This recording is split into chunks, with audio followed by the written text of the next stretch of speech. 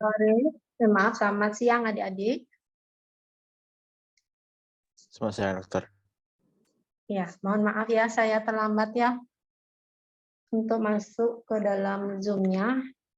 Nah, pada hari ini kita akan melaksanakan kegiatan perkuliahan tentang glandula endokrina ya. PowerPoint kemarin sudah saya upload di Google Classroom, mungkin kalian bisa akses ya untuk materi pembelajaran hari ini. Kira-kira sudah ada yang akses belum? Oke, kalau begitu mungkin saya tanya dulu. Apa saja organa endokrina, glandula endokrina? Glandula endokrina itu adalah kelenjar-kelenjar endokrin yang menghasilkan hormon. Apa saja glandula endokrina yang akan kita pelajari hari ini? Mungkin ada yang bisa memberikan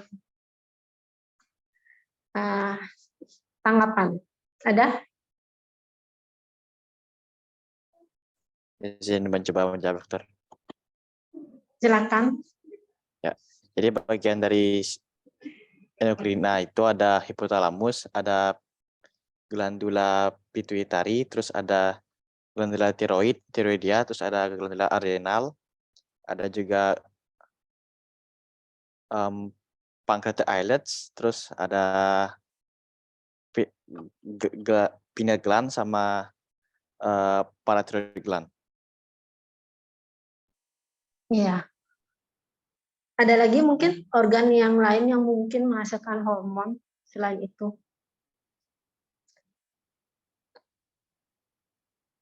Tadi kan memang yang fungsi utamanya menghasilkan hormon ya. Ada nggak lagi organ-organ yang mungkin saja menghasilkan hormon juga?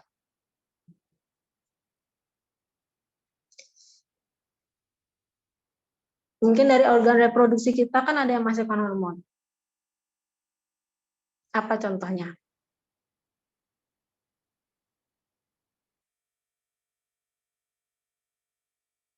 Sudah belajar organ genitalia, organ genital? Kemarin anatominya sudah? Sudah, dokter. Sudah ya?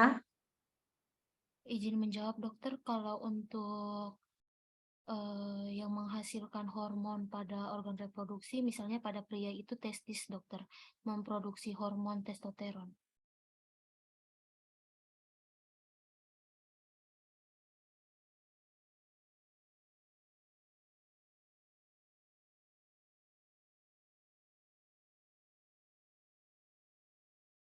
Maaf, boleh diulang sekali lagi ya? Organ apa tadi? Testis pada pria, dokter, itu menghasilkan hormon testosteron. Oke, testis pada pria. Kalau pada perempuan?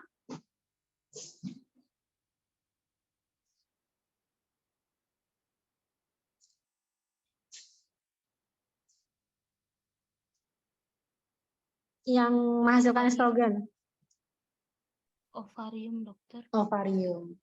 Ya, tapi karena sudah dipelajari di organ reproduksi, jadinya tidak akan saya ulangi di sini ya. Saya akan mereview kembali mungkin yang sudah pernah kalian dengarkan mungkin saat SMA ya, organ-organ yang menghasilkan hormon-hormon terkait ini. Ditunggu sebentar ya.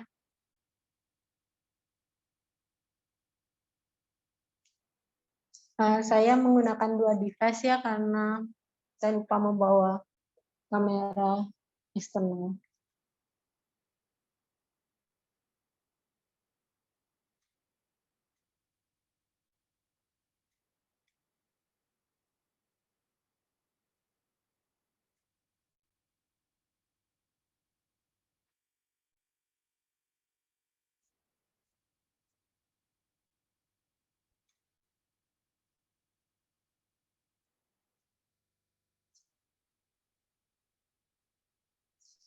Oke, sudah terlihat ya.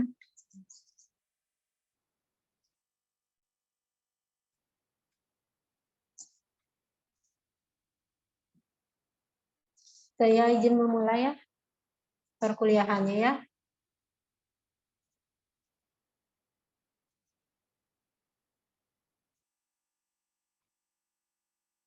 Nanti kalau seandainya suara saya tidak jelas, putus-putus, kemudian ada pertanyaan, boleh kalian potong ya, supaya setiap ininya materinya bisa dipahami lebih mudah ya. Jadi nanti yang akan kita pelajari itu ada anatomi hipotalamus dan kemudian hipofisis cerebri ya. Di sini letaknya kurang lebih ya, hipotalamus, hipofisis cerebri ada di bawahnya. Kemudian jika kita ke arah belakang, ini kan sisi anterior ya dari tubuh manusia, kemudian ini sisi posteriornya. Nah, jika kita ke arah belakang ada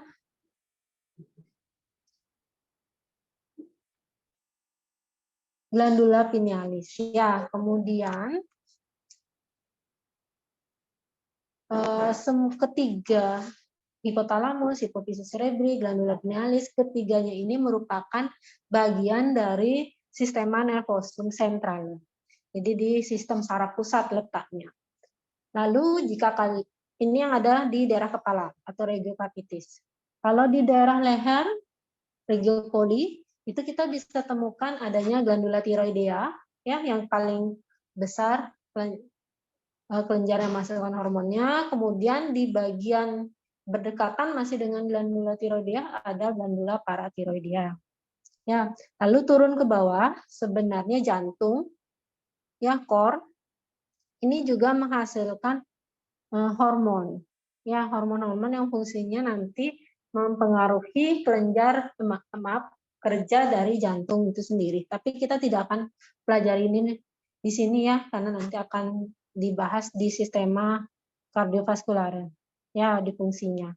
Lalu selanjutnya nanti kita akan turun di regio abdomen ya, tepat di atas dari ren itu ada glandula suprarenalis atau seperti disebut oleh temannya glandula adrenalis ya yang nanti juga menghasilkan hormon. Kemudian ada juga yang merupakan bagian dari sistema digestorium yaitu pankreas yang juga menghasilkan hormon ya khususnya pada insula pankreatika ya, Asset of Langerhans kalau misalnya kalian baca di beberapa buku.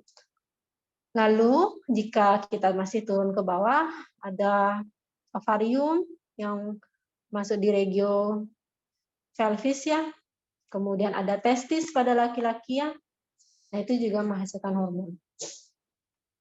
Nanti kita akan lebih berfokus pada yang ada pada tujuan pembelajaran saja yang kita pelajari. Ya, nanti kurang lebih lah ujian kalian berkaitan dengan struktur-struktur ini yang disebutkan di tujuan pembelajaran. Nah, seperti yang saya sampaikan, ya, sistema endokrina sendiri terdiri dari glandula endokrina dan organ-organ lainnya. Organ-organ yang memiliki fungsi menghasilkan hormon juga, tapi itu merupakan fungsi sekundernya, karena fungsi utamanya adalah mungkin seperti jantung lebih pada memompa darah gitu ya.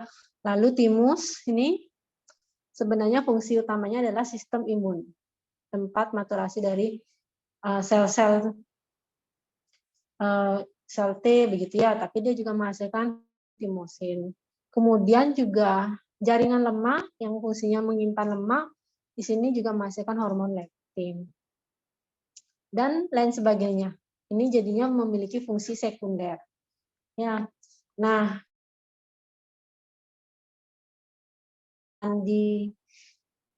disebar berbeda dengan kelenjar-kelenjar eksokrin ya, dia menghasilkan enzim, nanti ada saluran khusus bernama ductus, tapi kalau hormon dia akan masuk ke dalam pembuluh darah dan sel dan organ-organ target atau sel-sel targetnya itu letaknya jauh-jauh semuanya. Dan nanti dicapai melalui aliran darah. Nah, akibat aktivitas komunikasi dari hormon-hormon tersebut, sehingga nanti akan berdampak pada organ yang menjadi sel targetnya atau organ targetnya ya. Apa saja nanti targetnya, nanti saya akan berikan contoh ya. Seperti apa komunikasinya. Jadi nanti ini hanya pengenalan saja ya, hormon-hormon apa saja yang dihasilkan dan dilepaskan dan bagaimana kerjanya. Itu semuanya hanya nanti di fisiologi yang kita fokuskan itu bukan ke hormon-hormonnya. Ini hanya sebagai contoh-contoh saja supaya kalian bisa lebih mudah menghafalnya. Nah, organ yang pertama kita pelajari di sistema nervosum adalah hipotalamus. Jika bagian dari cerebrum kita perbesar dan dicari pada bagian paling bawah ya, nanti ini adalah daerah yang berdekatan dengan basis kranii atau dasar dari tengkorak. Dasar tengkorak ya, kalian akan menemukan struktur yang kita kenal dengan nama diencephalon. Nah, ini daerah yang kita kenal dengan nama diencephalon. Diencephalon sendiri masih ingat terdiri dari talamus, hipotalamus, subtalamus, ya epitalamus. Nah, sekarang kita akan berfokus pada hipotalamusnya, kurang lebih di daerah sini. Hipotalamusnya tepat di bawah, di inferior dari talamus. Ini talamus, ya, yang lebih seluas ini. Kemudian di bagian bawahnya adalah hipotalamus. Antara talamus dan hipotalamus dipisahkan oleh suatu cekungan yang disebut dengan nama sulcus hypothalamicus. Nah, sebenarnya hipotalamus ini dia membentuk dinding-dinding dari ventriculus. Ventriculus merupakan ruangan yang berisi liquor cerebrospinalis ya. Jadi bersama dengan talamus nanti dia akan membentuk dinding-dinding sisi lateralnya dari ventriculus tertius ini. Kemudian apa fungsinya? Dia sebenarnya sebentar ya, sepertinya ada gangguan koneksi.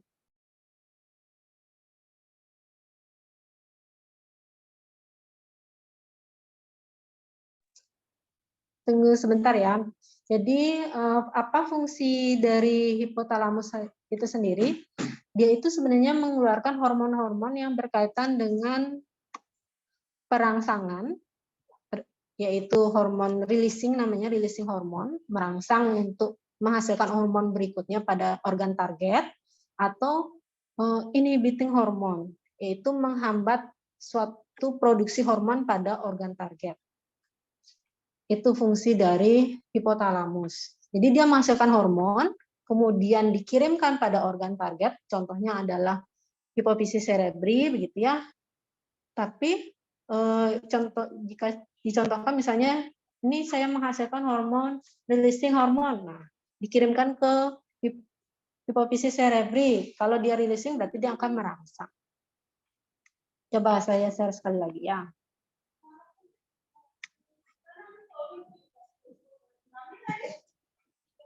Dia akan menghasilkan hormon.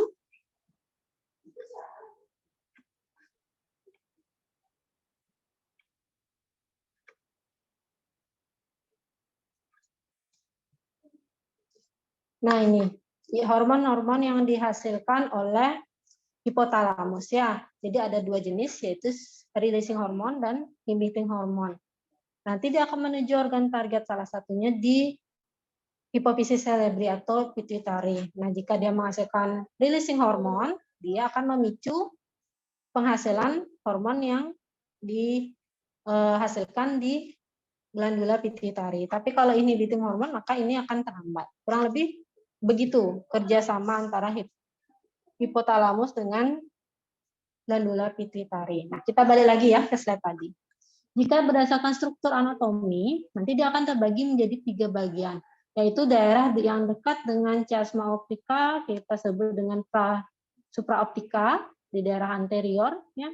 Kemudian yang dekat dengan infundibulum, kita kenal dengan nama pars tuberalis, kurang lebih dia terletak di bagian tengah-tengah sini. Kemudian ada yang di bagian posterior, yaitu dekat dengan ini corpus mamillare, kita kenal dengan nama pars mamillaris. Jadi ada 3 bagian dari hipotalamus, yaitu pars supraoptica, pars tuberalis, dan pars mamillaris ya.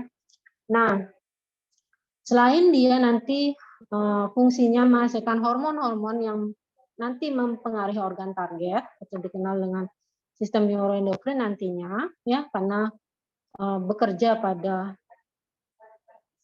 bagian dari sistem saraf pusat yang lain, dia juga akan mempengaruhi kerja dari sistem otonom nantinya. Ya.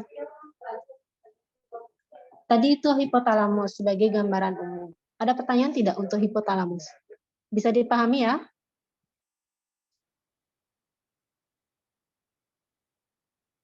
Oke, saya lanjutkan dulu ke hipofisis cerebri, organ targetnya si hipotalamus selanjutnya. Ya, jadi jika kita telusuri hipotalamus dan turun ke arah bawah, ya, di sini nanti akan ada suatu organ yang disebut dengan hipofisis cerebri, atau kalau misalnya baca di beberapa buku disebut pituitary gland, glandula pituitary bahasa Latinnya ya. Nah, antara hipotalamus dan juga glandula pituitary ini dihubungkan oleh suatu struktur yang disebut dengan infundibulum. Ya, ini infundibulumnya. Jika kita amati glandula pituitary ini, dia akan menggantung posisinya. Nah, supaya dia tidak menggantung, tidak berpindah-pindah, maka dia ditempatkan di dalam suatu cekungan tulang yang disebut dengan sella tursika. Ya, sella tursika ini merupakan bagian dari os sphenoidale yang membentuk basis kranikum. Nah, ini adalah jika kalian lihat ada lubang ini sinus, ya sinus sphenoidale. Kemudian di bagian atasnya ada cekungan yang menjadi wadah dari hipofisis cerebri ini. Nah, karena dia supaya tidak bergerak ke sana kemari, dia terfiksasi oleh suatu jaringan ikat yang dikenal dengan nama diafragma sela di daerah sini. Jadi diafragma sela itu fungsinya supaya sela tersikat terfiksasi kuat. Jika kita amati, karena bentuknya seperti ini ya, ukurannya apa istilahnya yang seperti buah anggur begitu ya. Nah, di bagian depan dia membentuk lobus anterior, kalau nama lainnya adenohipofisis. Kemudian di bagian posterior disebut dengan neurohipofisis. Ya, bagaimana kita menentukan ini anterior, ini posterior? Kalian lihat saja struktur yang mirip cerebellum ya di bagian depan ini. Ya, di bagian posterior, maka ini berarti sisi posteriornya. Terbayang ya? Di sini adalah lobus posteriornya, di sini lobus anteriornya. Nah, berbicara tentang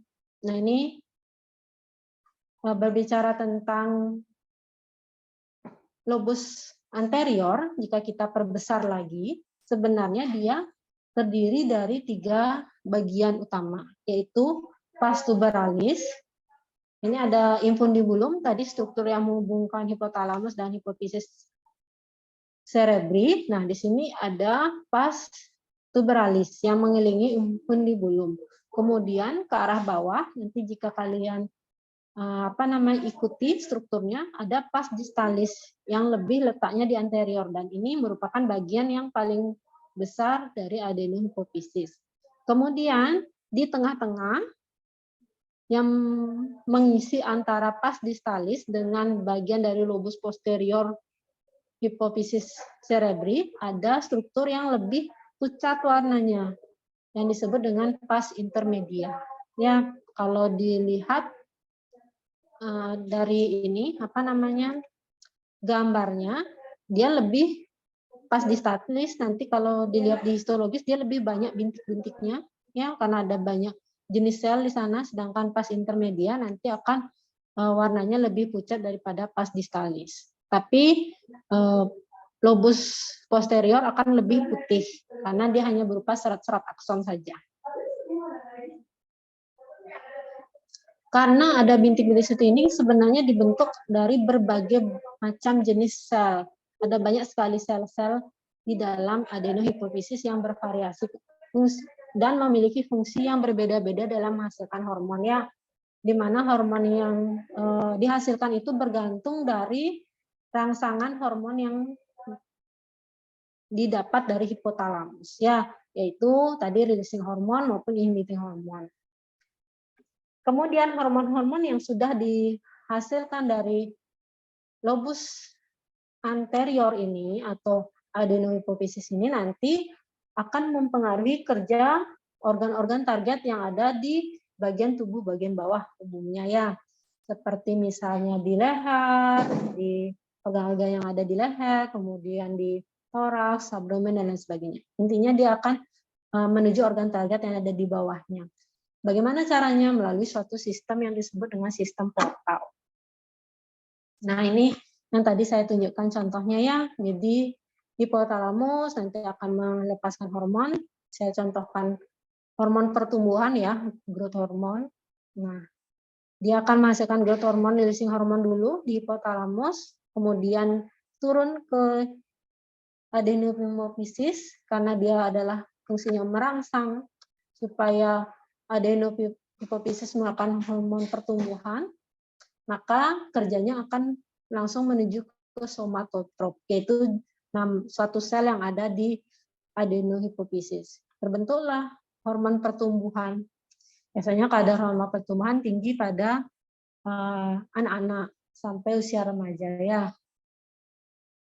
Kemudian jika dirasa hormonnya berlebih dan sudah cukup begitu ya, akan dihasilkan lagi oleh hipotalamus berupa inhibiting hormon supaya menghambat hormon pertumbuhan ini diproduksi ya, supaya jumlahnya berkurang. Nah, nanti dari hipotalamus. Nah, konsep ini nanti dikenal positif maupun negatif feedback. Mungkin belajarnya lebih cocoknya di PAAL ya, saya hanya memperkenalkan saja. Untuk slide ini hanya perkenalan, kalian tidak perlu hafalkan ya.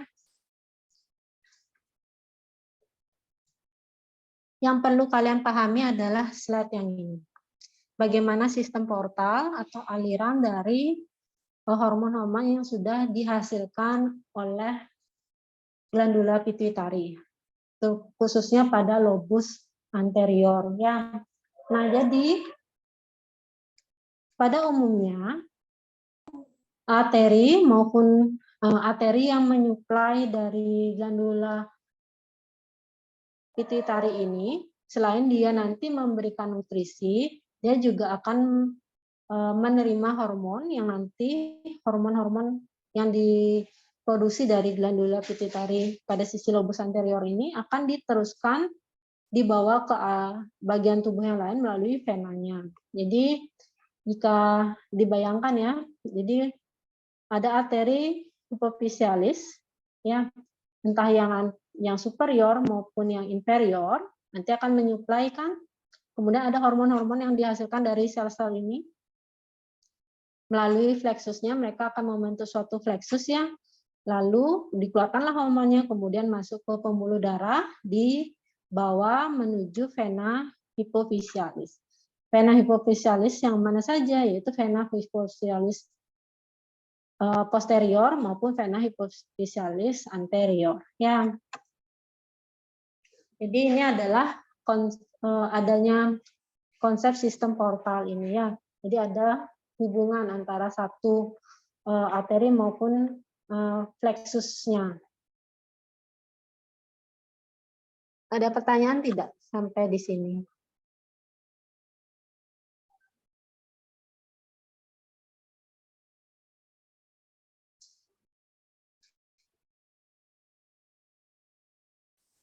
Tidak ada ya. Jadi nanti kalian bisa melihat sistem portal yang terjadi menghubungkan antara arteri dan plexus venanya ya di sini. Dia akan turun membawa selain sisa-sisa metabolisme juga membawa hormon-hormon keluar ya. Nah, nanti hormon-hormon yang sudah dibawa masuk ke dalam pembuluh vena akan menuju ke jantung, kemudian jantung memompa, dialirkan lagi ke seluruh tubuh menuju organ target. Ya, seperti yang diterangkan di gambar yang sebelah sini. Nah, saya lanjutkan ya. Di sini, tadi kita berbicara tentang lobus anterior yang memiliki banyak sekali sel-sel ya, salah satunya somatotrop dan lain sebagainya. Kita bicara di lobus posteriornya atau neurohipofisis. Di neurohipofisis dia berbeda strukturnya, warnanya jauh lebih pucat karena mengandung akson-akson, termasuk akson-akson terminal ya, di mana badan selnya, jadi satu neuron punya badan sel ya, prokaryotik, kemudian ada dendrit dan akson begitu ya. Nah, badan selnya itu terletak semuanya di hipotalamus. Jadi kemudian dia mengeluarkan akson-akson turun ke bawah melewati infundibulum, nanti masuk ke neurohipofisis. Ya. Nah, akson-akson ini karena sangat banyak dia akhirnya membentuk suatu traktus yang dikenal dengan nama hipotalamo hipofisialis. Ya. Di sini sel-sel neuron, badan selnya itu dia akan membentuk kelompok-kelompok berdasarkan sesuai dengan hormon yang dia hasilkan. Makanya di sini ada dua kelompok besar pada hipotalamus, yaitu disebut dengan nukleus paraventricularis dan nukleus supraopticus. Ya. Untuk neurohipofisis sendiri, dia sebenarnya tidak menghasilkan hormon, tapi menyimpan hormon. Kenapa? Karena badan selnya kan terletak di hipotalamus, jadi hipotalamus yang menghasilkan hormon, yaitu hormon oksitosin dan hormon vasopresin, nanti dibawa ke akson menuju akson terminal. Nanti jika seandainya diperlukan oleh tubuh, dia akan dilepaskan ke akson terminal ini, ya seperti ini ya. Jadi dihasilkan di supraopticus dan paraventricularis, kemudian dilepaskan turun, bisa masuk ke bagian ini arteri hipofisialis anterior, kemudian menuju ke sistem portal, kemudian menuju ke plexus, atau dia nanti turun ke bawah masuk ke langsung masuk ke flexusnya ya, yang ada di sini, baru nanti menuju ke vena hipofisialis.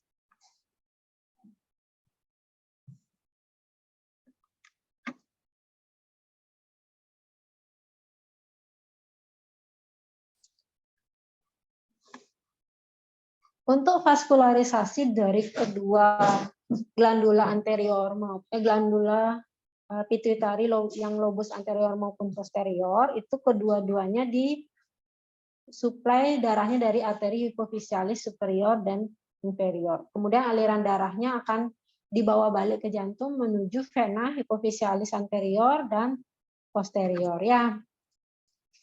Nah, tadi itu untuk glandula pituitari, selanjutnya saya akan menjelaskan tentang glandula pinealis ya. Jika kita berjalan ke belakang, menyusuri ke arah belakang ya dari talamus ini, nanti kalian akan menemukan epitalamus. Epitalamus ini mengandung suatu glandula yang dikenal dengan nama glandula pinealis. Sebenarnya seluruh daerah sini itu disebut dengan epitalamus. Kemudian salah satu bagian dari epitalamus adalah glandula pinealis atau sering disebut dengan corpus pineale. Ya, karena berupa sel-sel yang mengandung neuron, neuroglia dan pineal lucid. Disebut corpus pineale atau mungkin nanti beberapa buku menyebutkan sebagai epiphysis cerebri. Di sini pinealocyte ini ya merupakan suatu sel khusus yang nanti menghasilkan melatonin, yang dimana melatonin ini mempengaruhi siklus bangun tidur seseorang. Makanya kalau di malam hari dia akan jauh lebih banyak dihasilkan dan menyebabkan nanti orang tersebut akan lebih nyenyak tidurnya. Ya. Dan juga dikatakan melatonin ini selain mempengaruhi siklus tidur bangun juga mempengaruhi mood seseorang juga. Nah, berlanjut ke bagian leher sekarang ya, Regiopoli. Nanti kalian akan menemukan satu glandula tiroidea yang merupakan glandula paling terbesar di tubuh kita ya, yang fungsinya nanti menghasilkan hormon tiroid, di mana dia itu terdiri dari dua lobus. Nah, jika kalian lihat di sini ya, ini kan laring ditandai dengan kartilago tiroidea dan kartilago cricoidea, ini laring. Kemudian ada cincin-cincin trakea, masih ingat ya cincin-cincin trakea? Nah, glandula tiroidea ini tepat terletak di bagian anterolateral, di sisi depan maupun sisi lateral dari laring dan trakea. dia terdiri dari 2 lobus, lobus yang destra maupun sinistra, dan di tengah-tengahnya dihubungkan oleh ismus. Ya. Nah, jika kita amati strukturnya, ini bagian atas dari masing-masing lobus ini mempunyai puncak yang tertinggi yang dikenal dengan nama apex. Sedangkan dia mempunyai bagian dasar yang mendatar, hampir mendatar ya, dikenal dengan nama basis. Kemudian dia juga punya 3 permukaan atau fasies namanya ya. Ini permukaan tertinggi tadi apex, yang kemudian yang paling dasar atau mendatar disebut dengan basis, lalu permukaan di bagian depan ya yang diisi oleh ismus, kemudian bagian lateral ya sebelah sini, kemudian di bagian medialis yang berhadapan langsung dengan trakea maupun laring, kemudian bagian lateral dan ini berhadapan dengan kulit kita ya. Kemudian ada bagian posteriornya. Nah, ini bagian posteriornya ya.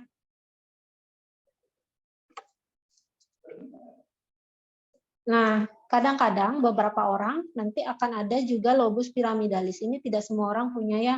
Lobus piramidalis ini merupakan variasi atau tambahan.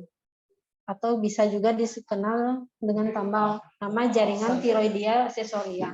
Nanti dia berkembang naik para atas di bagian anterior dari cartilago tiroidea.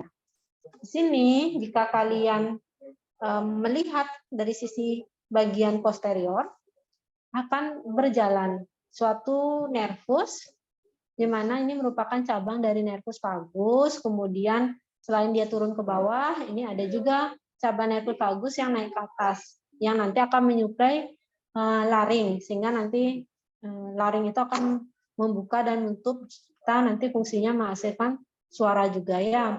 Dikenal dengan nama nervus laryngeus recurrens. Ada yang destra dan ada yang sinistra. Nah, nervus laryngeus recurrens yang naik ke atas ini nanti juga mengeluarkan cabang dengan nama nervus laryngeus superior yang fungsinya menyuplai atau menginervasi ya tepatnya menginervasi glandula tiroidea.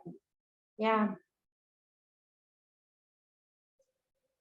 Nah, untuk pembuluh darah yang menyuplai, jadi kan meskipun dia suatu kelenjar yang menghasilkan hormon, dia juga harus mendapatkan nutrisi ya untuk bisa bekerja. Nah, dia nanti disuplai oleh arteri. Ada 3 arteri utama yang menyuplainya, yaitu arteri tiroidea superior yang datang dari atas ya. Jadi jika kita ikuti ini, ada arteri carotis interna, nanti dia bercabang menjadi 2,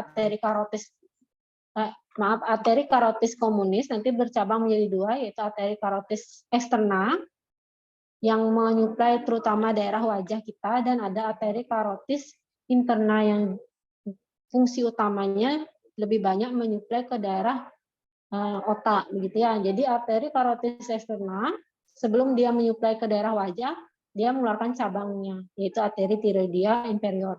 Turun ke bawah dan nanti menyuplai glandula tiroidea.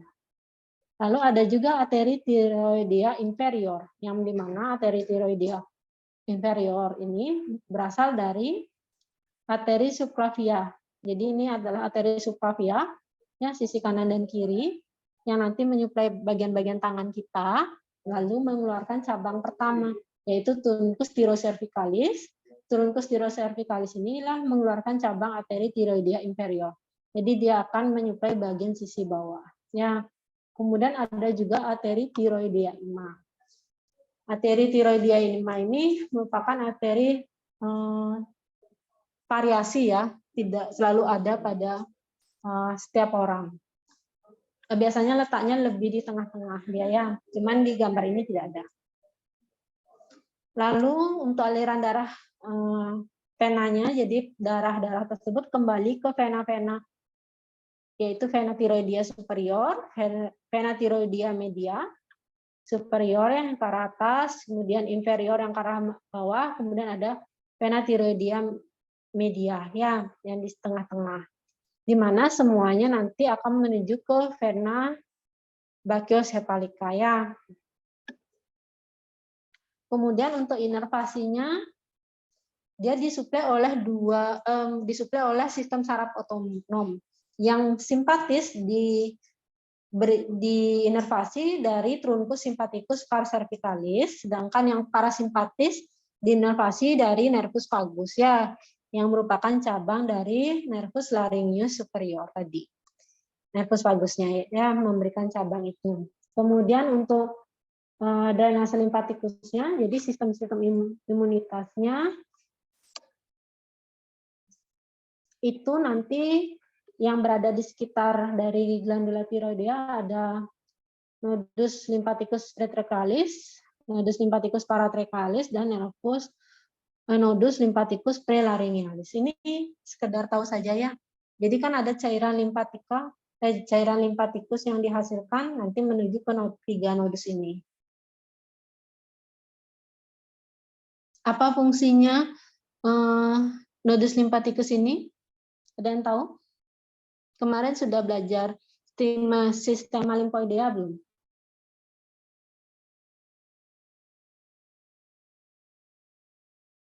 Sistem imun sudah?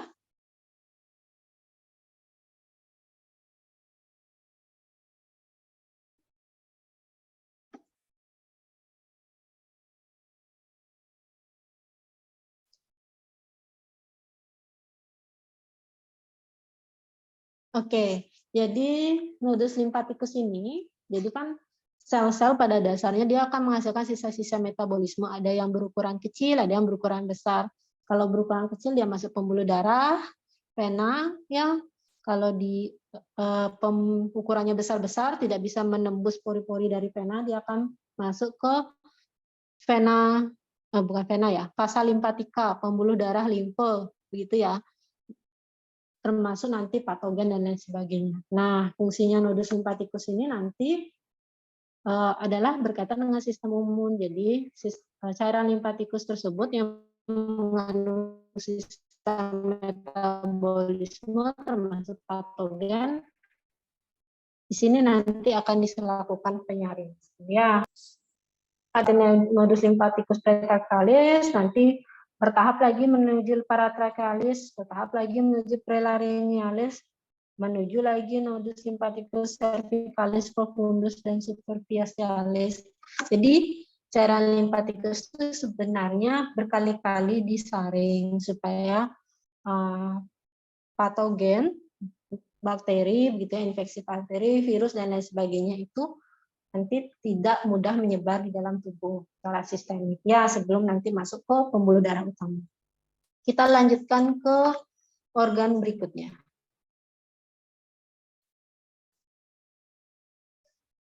Yaitu glandula paratiroidea.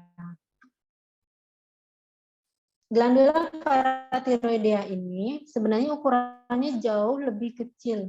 Sangat kecil ya, hampir totalnya itu beratnya sekitar 250 mg. Warnanya berbeda dengan glandula tiroidea yang pink kemerahan. Dia untuk glandula paratiroidea itu seperti warnanya coklat kekuningan seperti kacang tanah ya, tapi jauh lebih kecil ukurannya dan letaknya di bagian posterior lobus glandula tiroidea ya, di permukaan posteriornya. Biasanya rata-rata jumlahnya ada 4 buah yang dapat kita temukan pada manusia, tapi seringkali ada variasi-variasi sehingga seorang itu bisa punya 2 minimal sampai maksimal 6 ya. Untuk posisinya sendiri kebanyakan ditemukan di bagian facies posterior ini ya, di bagian atas dan di bagian bawah sebelah sini. Kemudian ada juga nanti kita temukan di bagian lainnya seperti di cartilago tiroidea ada beberapa, kemudian ada yang sampai di laring kita temukan. Ini variasi anatomi ya, ada yang di bawah lagi ya, letaknya itu bisa saja terjadi variasi anatomi tersebut. Nah, fungsinya apa? Fungsinya sebenarnya dia menghasilkan hormon paratiroid. hormon paratiroid ini nanti akan mempengaruhi kadar kalsium di dalam tubuh. Ya, sel yang menghasilkan itu adalah thyroid cell. Itu adalah ganda paratiroidea. Ya. Bagaimana kerjanya glandula paratiroidea? Nanti belajarnya di faal ya. Jika sama seperti glandula tiroidea, karena dia nempel di bagian posteriornya, maka suplai darahnya otomatis akan dapat dari glandula tiroidea. Arterinya biasanya sama, yaitu arteri tiroidea inferior. Paling sering menyuplai. Dan yang bagian ini di superior, kadang-kadang ya. Kemudian selanjutnya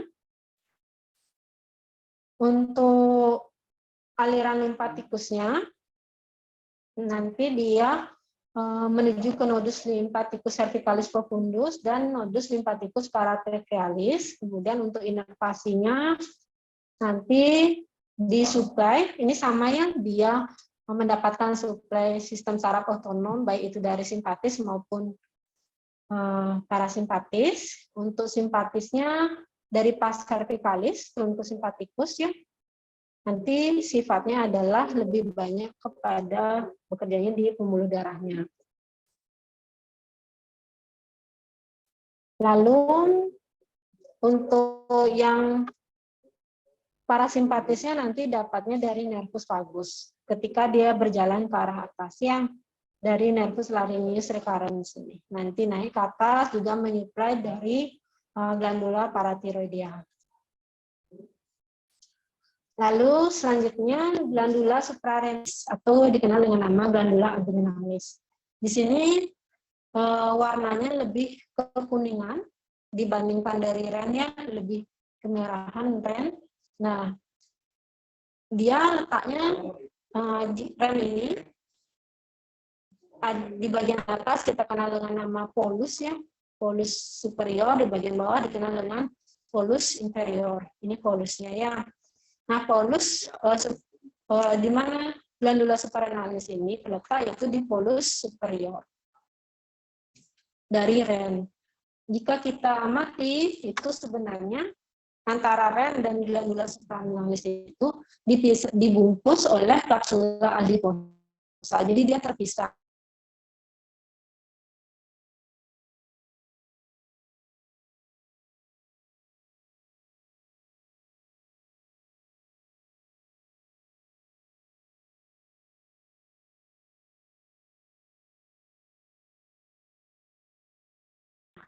Posisinya ya dengan masing-masing ren maupun juga.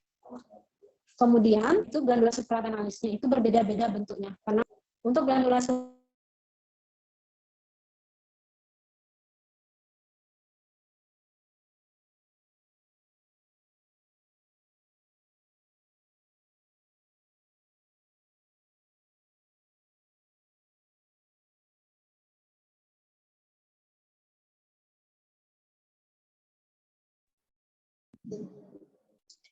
Oke, maaf, terputus ya. Suara saya terdengar tidak? Masih? Masih? Oke, saya lanjutkan ya. Jadi glandula suprarenalis yang dekstra, yang ini ya, akan bentuknya lebih piramid. Sedangkan yang sinistra, dia akan bentuknya semilunar atau berbentuk seperti bulan sabit. Di mana yang dekstra ini, karena bentuknya piramid, dia akan mempunyai bagian puncak yang paling tinggi, yaitu apex, dan bagian dasar yang lebih mendatar yang disebut dengan nama basis. Pada dasarnya keduanya punya, tapi lebih mudah diidentifikasi yang sisi dekstranya. Ya, karena bentuknya lebih menyerupai piramid, sedangkan yang sinistra dia bentuknya lebih ke arah bulan sabit, sehingga susah menentukan yang mana apex, yang mana basisnya. Kadang beberapa mungkin bisa diinikan, tergantung variasi anatomi setiap orang. Ya, nah semuanya ini pada dasarnya memiliki yang disebut dengan hilum glandula suprarenal. suprarenalis. Di bagian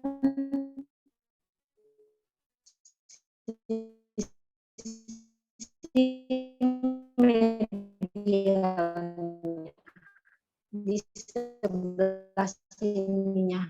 Ya, dia memiliki hilum, di mana hilum ini akan menyuplai gland ini. Langsung ada ini. Jika kita potong ya, itu akan tampak struktur yang disebut dengan korteks dan juga medula. Ini merupakan ciri khasnya di mana korteks dan medulanya nanti menghati mungkin di pelajaran di bagian korteks ini saya tampilkan sebagai contoh saja ya. Masing-masing zona di korteks itu menghasilkan hormon yang berbeda-beda. Tapi yang paling khas adalah di bagian medulanya. Kenapa? Karena dia memiliki kromafin sel yang nanti akan disuplai langsung oleh sistem saraf simpatikum ya, di mana di sini langsung nanti diinervasi oleh sistem saraf simpatikum pada sel kromafin untuk menghasilkan epinefrin dan norepinefrin. Itu yang paling khas.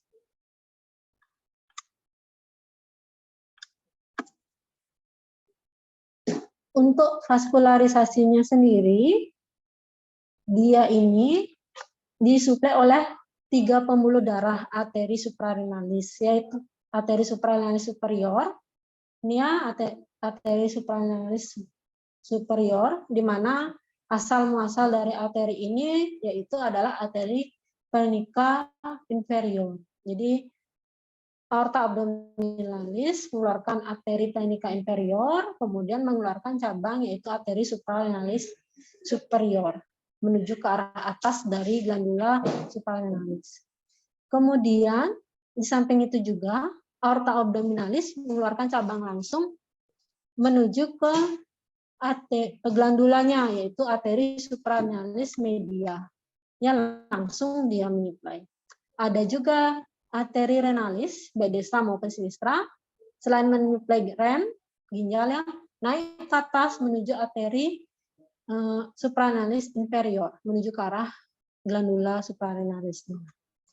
Nah, untuk aliran darah baliknya sama nanti menuju ke namanya sama dengan nama pembuluh darah venanya, tapi nanti berkumpul menjadi ven satu setelah dari superior, media, inferior berkumpul menjadi satu dengan nama vena suprarenalis sinistra. Ya, di mana sinistra maupun dextra ya, di mana vena suprarenalis dextra itu nanti dia akan langsung menuju ke vena cava inferior, sedangkan yang vena suprarenalis sinistra nanti menuju dulu ke vena renalis baru bisa menuju vena cava inferior. Untuk aliran darah limfatikusnya nanti semua menuju ke ini nodus limfatikus lumbalis ya, sedangkan untuk inervasinya lebih banyak diinervasi oleh selabut simpatikus ya, yang berasal dari T10 sampai L1. Selabut simpatikusnya. Nah, sekarang kita masuk ke pankreas. Pankreas sebenarnya merupakan glandula eksokrina karena lebih banyak menghasilkan enzim-enzim. Tapi ada struktur yang bentuk suatu pulau-pulau. Ini ya pulau-pulau seperti ini. Jumlahnya hanya sekitar 2%, sedikit ya, yang dikenal dengan nama insula pankreatica atau acid of Langerhans bahasa Inggrisnya. Di mana insula pankreatica ini nanti menghasilkan hormon insulin dan glukagon. Jadi insula pankreatica itu banyak jenis sel-selnya ya, ada sel beta, sel alfa dan lain sebagainya. Sehingga nanti menghasilkan hormon yang bervariasi juga. Salah satunya adalah hormon insulin dan glukagon yang penting nanti dalam proses metabolisme dari karbohidrat. Termasuk nanti intake dan keluar masuknya glukosa, metabolisme glukosa pada sel-sel, jadi dipengaruhi oleh hormon-hormon ini. Pada umumnya pankreas ini terletak retroperitoneal, artinya seluruh organ-organ sistema digestorium pada umumnya terletak di atau terbungkus oleh peritoneum, makanya disebut intraperitoneal. Kecuali pankreas. Pankreas ini terletak di belakang dari peritoneum, hanya sisi depannya saja yang dibungkus oleh peritoneum, maka disebutlah retroperitoneal. Kecuali bagian pankreas yang berdekatan dengan lian. Jadi di sini ada lian, dia nempel gitu ya, bagian kauda pankreatisnya, maka di sisi depan dan belakangnya dibungkus oleh peritoneum, maka disebut intraperitoneal. Jika kita amati di mana letak pankreas itu sendiri, dia itu terletak di bagian, jadi duodenum itu kan membentuk huruf menyerupai huruf C ya. Jadi dia terletak di bagian dari duodenum, kemudian berjalan di bagian posterior gaster, sampailah ke lian, ke splinnya. Nah, ini kurang lebih gambarannya. Ya, dari duodenum di bagian posterior dari gaster. Dan sampai ke lian. Ini liannya. Kemudian dia juga letaknya di bagian anterior dari pembuluh darah besar seperti vena cava inferior dan juga aorta. Pada dasarnya dibagi menjadi 4 kelompok. Maaf, bukan 4 kelompok ya, 4 bagian. Yaitu bagian sini ada kaput pankreatis, ya, yang paling dekat dengan duodenum, kemudian bagian tengah-tengah ini disebut dengan kolum atau lehernya ya. Kemudian bagian yang paling panjang itu adalah korpus pankreatis, kemudian yang dekat dengan lian disebut dengan kauda pankreatis.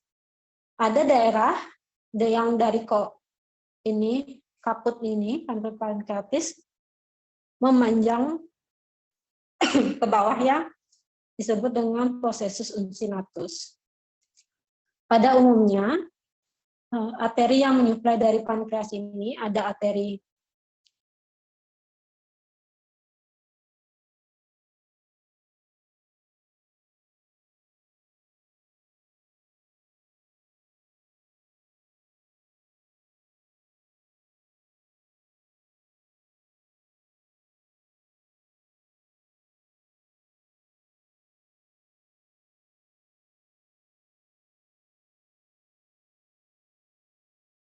Mohon maaf dokter, suaranya dokter tidak terdengar. arterinya ada banyak ya, karena organnya juga termasuk cukup besar. Yang pertama adalah arteri lienalis. Jadi arteri lienalis ini akan menyuplai lian sebenarnya.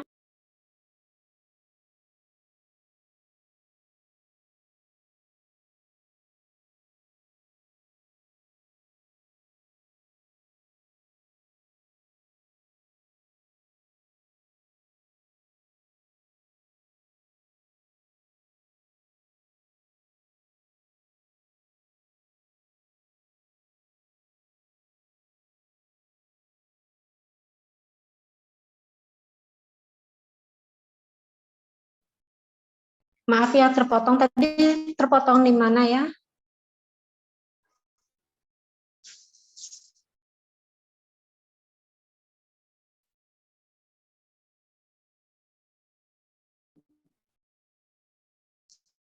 Sampai pembuluh darah ya.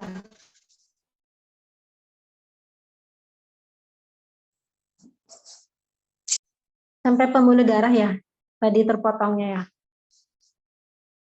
Sampai saya ceritakan arteri lienalis ya. Iya, dokter. Oke. Saya lanjutkan ya. Tadi jadinya arteri lienalis itu mengeluarkan cabang-cabang ya untuk menyuplai pankreas adalah arteri pankreatica magna sebelah sini ya. Kemudian ada arteri pankreatica dorsalis dan juga arteri cauda pankreatis ya. Kemudian ada juga cabang dari arteri gastroduodenalis ya, di mana arteri gastroduodenalis ini nanti yang dari sini ya, gastroduodenalis turun ke bawah menyuplai juga pankreas ya. Jadi gastroduodenalis itu menyuplai gaster dan duodenum, itu sebenarnya tujuannya. Tapi dia memberikan cabang tambahan selama perjalanannya untuk menyuplai pankreas, yaitu arteri pankreaticoduodenalis superior.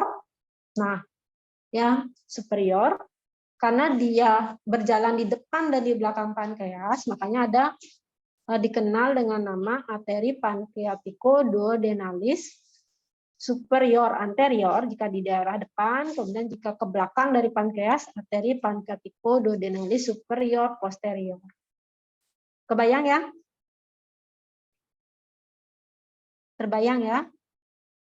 Oke, selanjutnya untuk mesenterika superior, ini ya, jadi ada pembuluh darah yang keluar dari aorta abdominalis yang disebut dengan arteri mesenterika superior. Nanti dia akan sebenarnya menyuplai usus halus, intestinum tenue ya. Jadi selama perjalanannya dia akan menyuplai dulu untuk duodenum dan juga pankreas. Makanya disebut dengan nama, karena dia dari bawah ke atas ya, dikenal dengan nama arteri pancreatico-duodenalis inferior.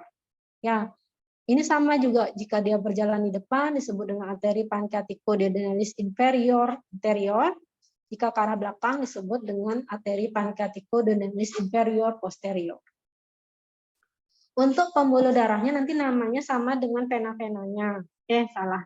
Untuk pembuluh darah venanya maksudnya sama dengan nama arterinya. Pada umumnya mereka akan menuju ke vena lienalis dan vena mesenterika superior. Berakhirnya yang kedua pembuluh darah vena yang besar ini baru nanti menuju ke vena porta. Setelah sampai di vena porta masuk ke hepa, lalu nanti menuju ke vena hepatika yang akan berakhir di vena cava inferior. Nah, untuk pankreas ini nanti aliran limfatikusnya menuju ke nodus limfatikus mesenteri superior dan nodus limfatikus koleasi maupun nodus limfatikus lumbalis. Ya, untuk inervasinya dia lebih banyak ke nervus splanchnicus abdominovelvicus untuk yang simpatis. Jadi kelenjar endokrin itu semuanya lebih banyak di sistem saraf otonom yang mempengaruhi ya. Jadi untuk simpatisnya dari nervus splanchnicus abdominovelvicus, sedangkan parasimpatisnya dari nervus vagus ya. Semuanya ini nanti akan membentuk flexus dia, yaitu flexus coeliacus dan flexus mesenterica superior. Ya. Nah, itu tadi untuk materi glandula suprarenalis. Ada pertanyaan tidak? Saya buka dulu sesi tanya jawab. Oh ya, kuliahnya sampai jam berapa ya?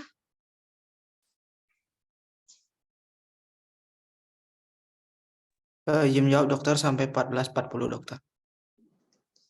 Sampai jam 14.40 dokter. 40. Oke.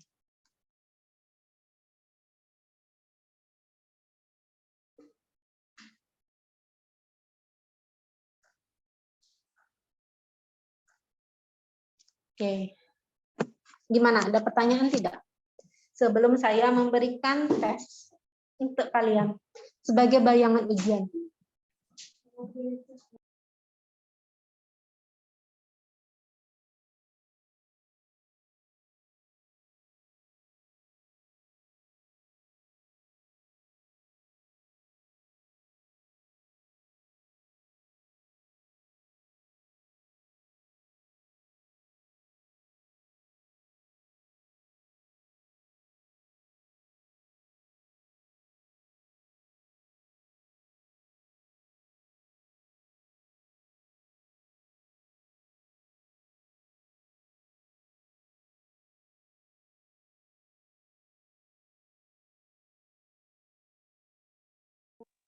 Bagaimana? Ada pertanyaan?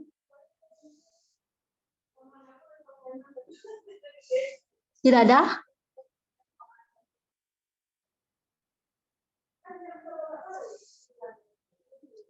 Oke. Kita coba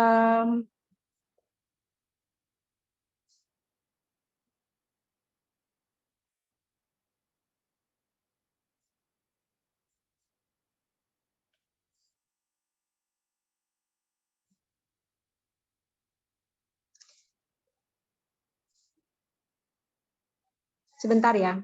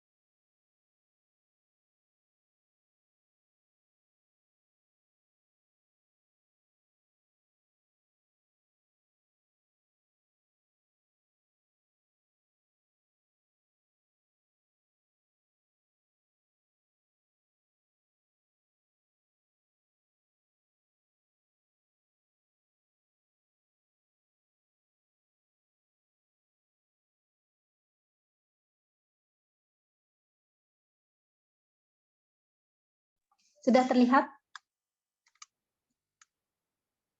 Sudah ya? Nanti mungkin akan saya keluarkan beberapa gambar. Jadi untuk ujian kalian. Saya ingin bertanya sedikit. Menurut kalian, apakah nama struktur yang saya tunjuk ini?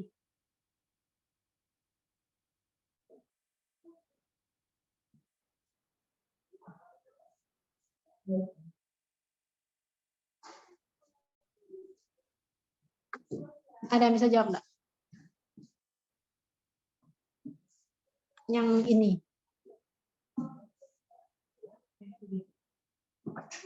Izin menjawab, dokter. Oke, silakan. Mungkin kalau nggak salah itu jawabannya anterior pituitari, dokter. Oke, apa alasannya?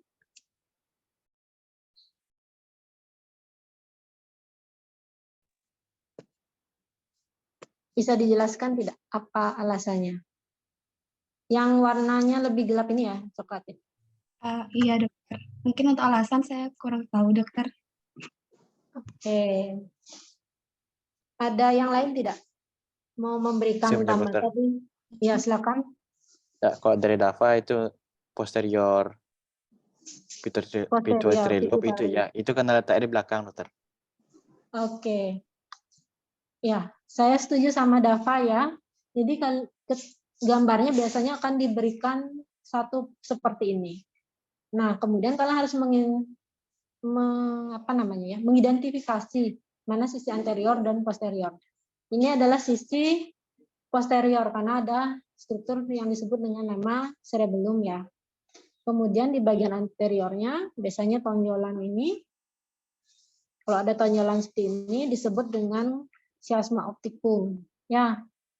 Nah, jika kita lihat pasti ini adalah lobus posterior. Yang ini lobus anterior.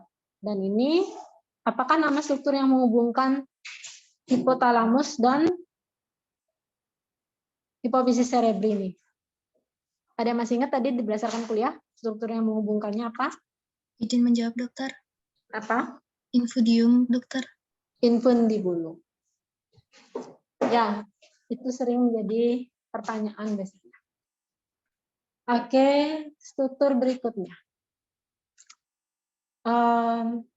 Apakah penonjolan dari bagian pankreas ini, yang ini, yang saya tunjuk ya, nih, bukan yang tanda panah warna hitam.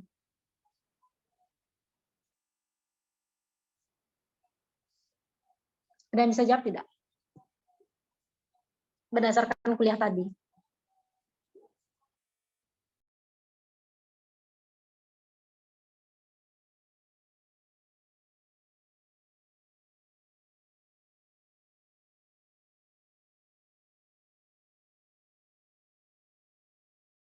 Ada yang mau memberikan pendapat?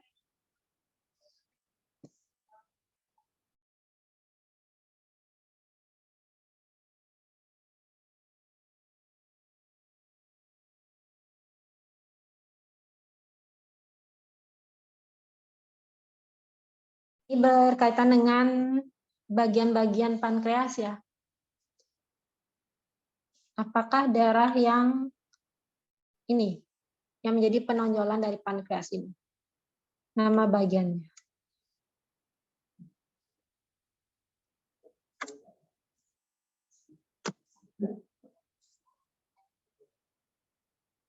Menyerah? Pas? Atau mungkin mau coba menjawab? Izin menjawab, dokter. Apakah itu caput Ya, pankreatitis? silakan. Ingrid ya, gimana? Caput pankreatitis, dokter. Kaput pankreatis. Oke, ada lagi? Kenapa Ingrid bisa menjawab kaput? Karena berdasarkan kuliah tadi itu, dokter, yang bagian menonjol pada pankreas itu disebut kaput, dokter. Maaf, suaranya kekecilan. Boleh dikerasin lagi dikit nggak? Karena tadi saya sempat melihat kalau di bagian yang anatomi pankreas itu dokter, bagian yang agak menonjol itu bernama kaput pankreatitis dokter. Oke, hampir benar. Lagi sedikit dong. Ada yang mau memberikan pendapat?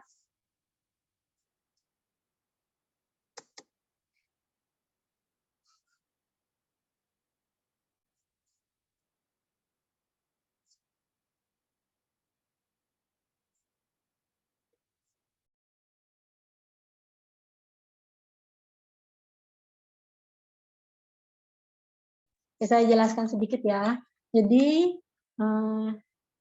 jika nanti kalian akan diminta mengidentifikasi bagian-bagian dari pankreas, kalian harus bisa membaginya menjadi 4 bagian dulu, yaitu kaput, kemudian kolum, itu bagian lehernya, kayak badannya, korpus, dan kauda. Jadi daerah ini kan ada pembuluh darah ya, pembuluh darah arteri dan vena mesenterika superior ya namanya ya, di bagian belakang sini. Nah, sisi yang dilewati oleh arteri dan vena mesenterika superior ini, daerah sini berarti ya luasnya kurang lebih segini, itu kita kenal dengan nama kolum pankreatis. Ya, kemudian kalau dia letaknya di bagian medial sebelah sini ya, ini otomatis medial. Kalau ada lian berarti di lateral. Selesai medialnya ini adalah kaput pankreatis. Sedangkan di bagian lateralnya adalah korpus pankreatis. Lalu daerah yang paling dekat dengan lian ini disebut dengan kauda pankreatis. Itu dulu.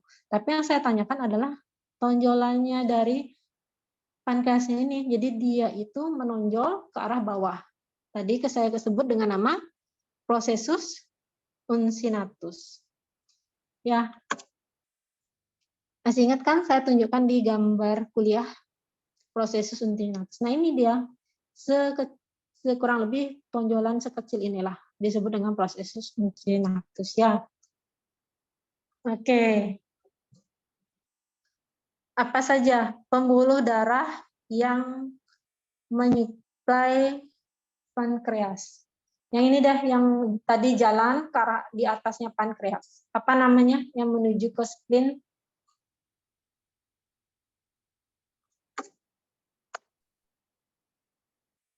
Ada yang tahu? Nih di daerah sini tadi jalan menuju ke spleen. Ini kan spleen ya.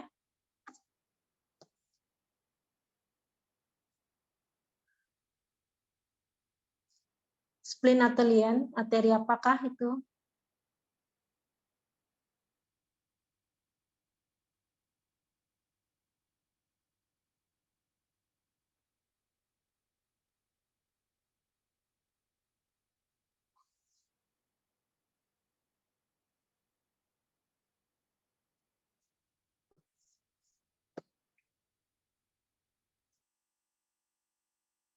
Arteri?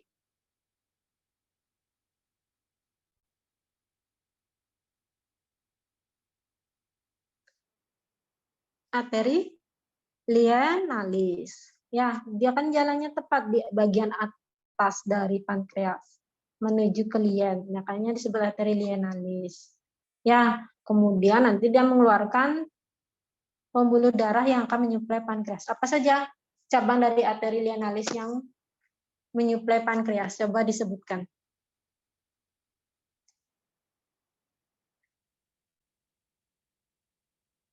Ada yang ingat nggak?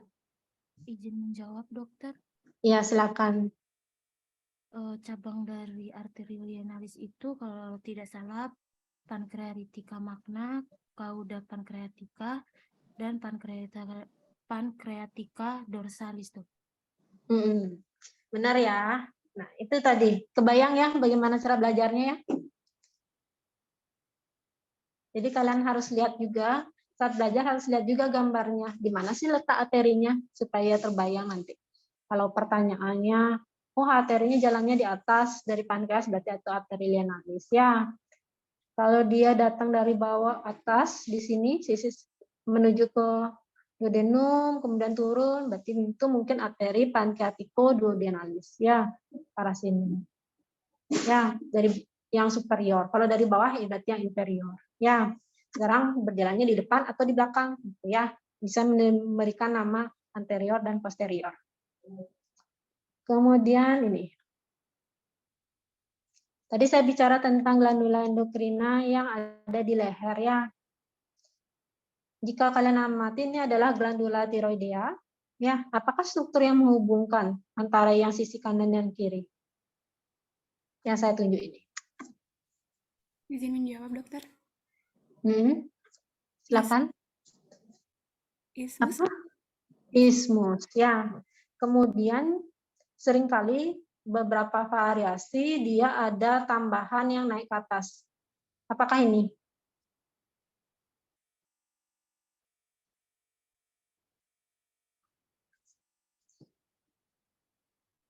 Jaringan atau lobus dikenal dengan apa namanya? Izin menjawab lagi dokter. Ya, Yaitu dikenal dengan nama lobus pyramidalis. lobus pyramidalis. Jika kita telusuri, saya tanyakan lagi ya, glandula tiroidea ini, karena dia letaknya di bagian leher ya, struktur apa yang di sisi posterior dari glandula tiroidea ini? Izin menjawab, dokter. Apa? Ya, silakan. Trakea. Ya, ada lagi selain trakea? Ini kan trakea. Bagian atasnya?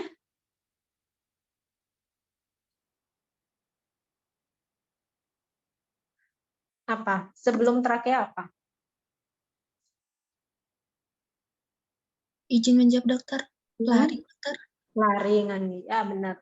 Jadi kalau kalian menemukan pada leher ada kartilago yang tidak beraturan bentuknya, itu pasti punyanya laring ya. Ini kan, maaf, ya tidak beraturan. Kemudian di bagian tulang-tulang yang bentuk cincin tapal kuda yang beraturan ini disebut trakea. Jadi glandula tiroidea letaknya pasti di bagian depan dari laring dan trakea.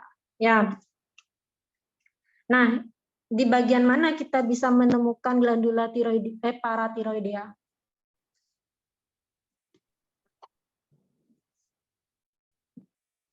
Dia juga di leher kan? Di bagian mananya? Tersering ya, tersering.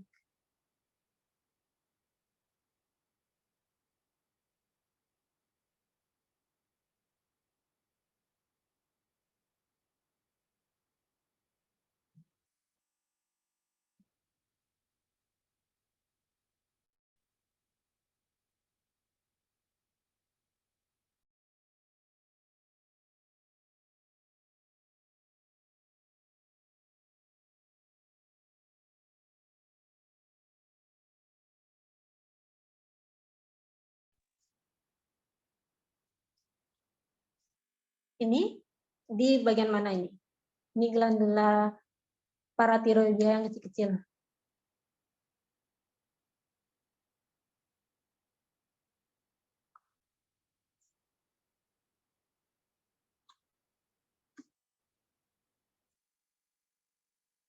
Di bagian Posterior, dokter. posterior, bagian permukaan posterior. Bahasa Latinnya facies ya kalau permukaan itu ya. Facies posterior ya. Dari glandula tiroidea. Kalau nanti pilihannya facies posterior dari glandula pituitari, benar apa salah? Salah kan otomatis ya, karena glandula pituitari adanya di regio capitis ya, di kepala. Nanti jangan sampai bingung ya. Kemudian apa ciri khas dari glandula suprarenalis? Dari lokasi deh dulu. Di mana letaknya glandula suprarenalis? Ada yang tahu?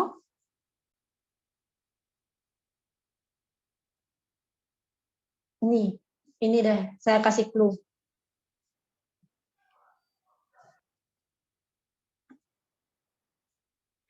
Izin menjawab, dokter. Ya, silakan. Letaknya itu di superior dari ren, dokter.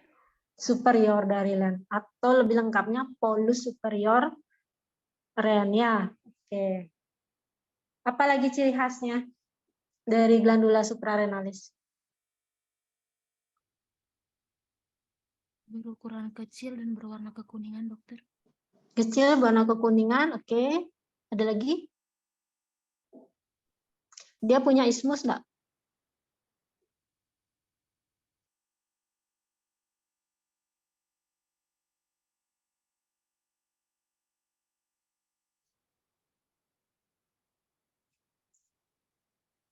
Tidak ya, kan glandula tiroidea tadi yang punya ismus ya. Punya apex dan basis? Memiliki dokter. Iya, memiliki ya. Apalagi punya insula pankreatika? Punya enggak? Glandula suprarenalis ini. Memiliki glandula suprarenalis sinistra dokter. Tak, lebih Ya? bibi. Iya. Ya, dia punya apex dan basis. Ya, kemudian dia juga punya korteks dan medula ya, di mana ada sel formafin yang paling khas. Lalu apa inovasinya? Sistem sarafnya, dari mana dapatnya?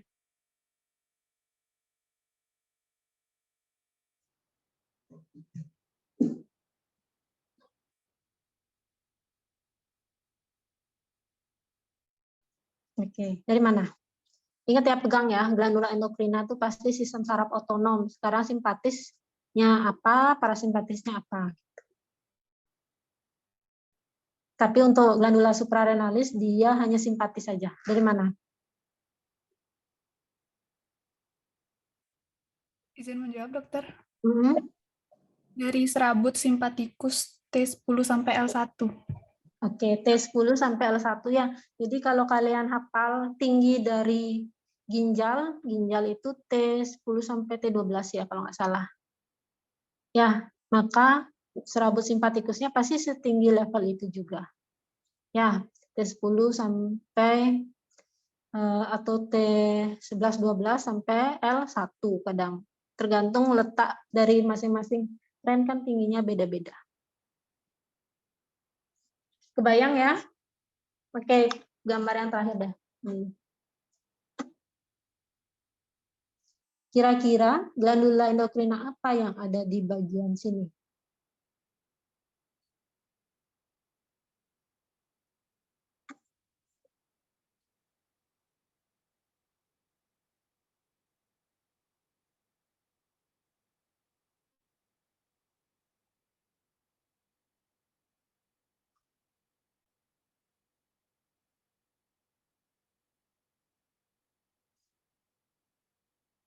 Apa kira-kira?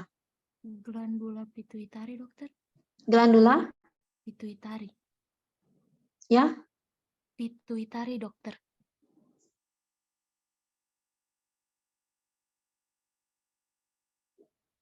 Masih kurang tepat.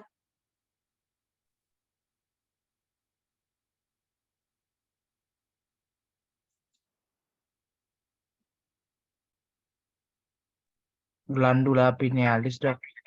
Iya, glandula pinealis ya. Jadi glandula pinealis ini bagian dari apa?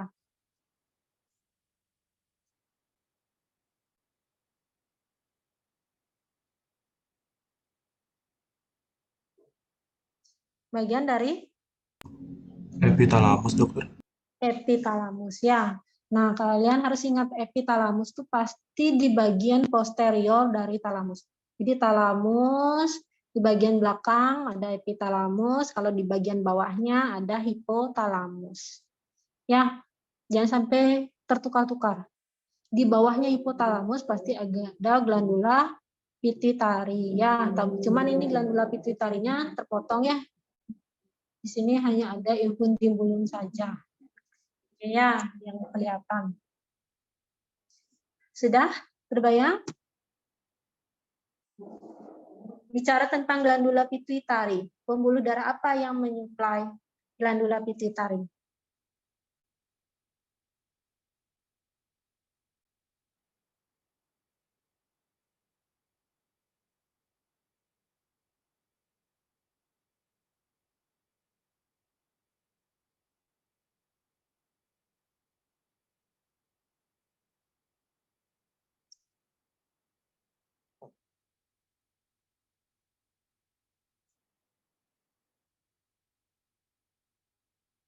Apa? Ingat nama lain dari glandula pituitari apa dulu?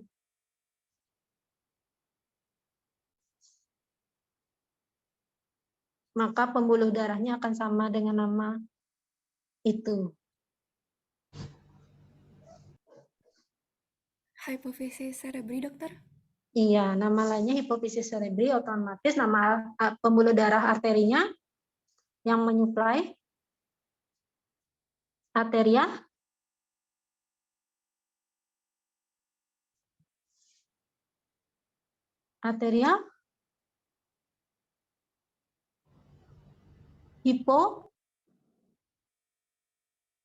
Hipofisis, dokter.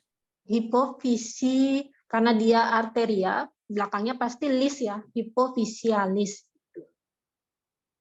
Kebayang ya? Sekarang karena arteri hipofisialis ada yang superior dan ada yang inferior. Sama seperti tadi spleen, nama lainnya lien, arteri yang menyuplai arteri lienalis. Dan namanya mirip-mirip dengan nama organnya.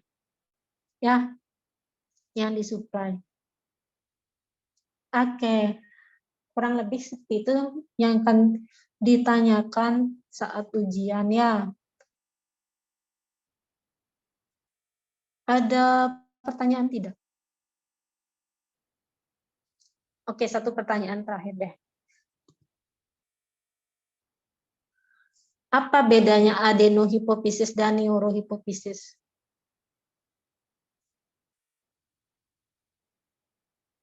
Sebelum saya tutup kuliah hari ini.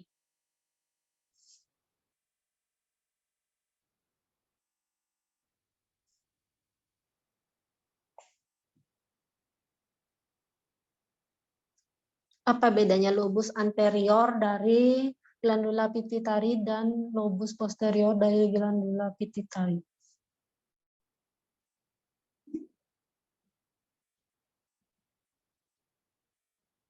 Izin menjawab, dokter? Ya, silakan. Bedanya adenohypophysis sama neurohypophysis itu, lobus anterior atau adenohypophysis itu dibagi lagi menjadi 3, dokter. Sedangkan neurohypophysis itu hanya terdiri dari 1 bagian aja, dokter. Oke, benar. Ada lagi enggak? Tambah dong lagi. Izin menjawab, dokter. Ingin menambahkan. Di Ya. bagian anterior itu lebih menghasilkan ke hormon, sedangkan di bagian posterior dia lebih menghasilkan ke saraf-saraf, dokter. Terima kasih. Oke. Ada lagi yang menambahkan? Izin menambahkan, dokter. Apa? Kalau adenohipofisis itu tadi terdiri dari 3 bagian, terus mengandung berbagai sel endokrin dan dikelilingi pembuluh darah. Dan untuk neurohipofisisnya itu tidak mensintesis hormon, hanya menyimpan dan melepaskan hormon oksitosin dan vasopresin, dokter. Oke, benar ya.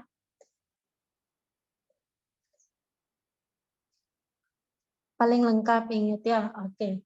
Itu bisa nanti kalian jadi acuan kalau mau menjawab soalnya. Jadi adenohipofisis namanya adenohipofisis. Otomatis dia punya banyak jenis sel yang fungsinya menghasilkan hormon. Dan neurohipofisis, neuro berarti dia mengandung serabut-serabut neuron, yaitu akson-akson dari hipotalamus. Fungsinya lebih banyak pada menyimpan hormon. Ya, tidak memproduksi seperti adenohipofisis, dia hanya menyimpan saja. Oke ya, jadi kerjanya si glandula pituitari ini atau hipofisis cerebri ini bergantung dari stimulus yang ada di hipotalamus ya, tidak bisa dipisahkan mereka.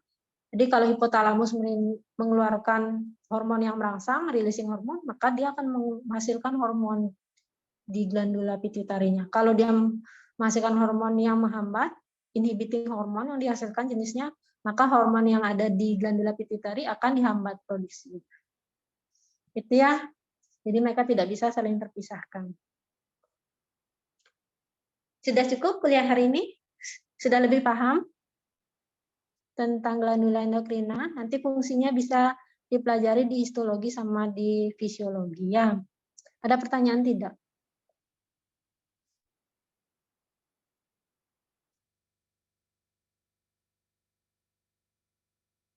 Tidak ada? Mau dicukupkan kuliahnya?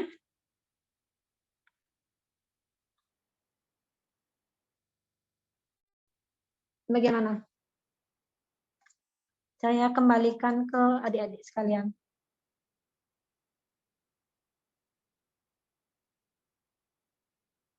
Kortinya siapa ya? Lupa saya. Saya dokter. Ya, gimana? Mungkin bisa diakhiri dokter. Oke. Terima kasih ya atas perhatiannya. Saya harapkan ilmunya bermanfaat untuk kalian. Nanti bisa dipelajari lagi ya. Masih cukup lama kan UAS-nya ya? Kapan UAS-nya ya?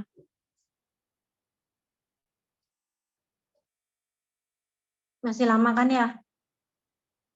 Oke. Oh ya, saya request satu lagi ya ke Antai. Tidak ya panggilannya ya? Ya dokter. Untuk kuliah saya yang berikutnya vaskularisasi, nanti tolong ingatkan saya 3 hari sebelumnya ya. Baik dokter. Nanti mungkin bisa saya majukan atau mundurkan dari jadwal. Nanti mohon diingatkan jauh-jauh hari ya.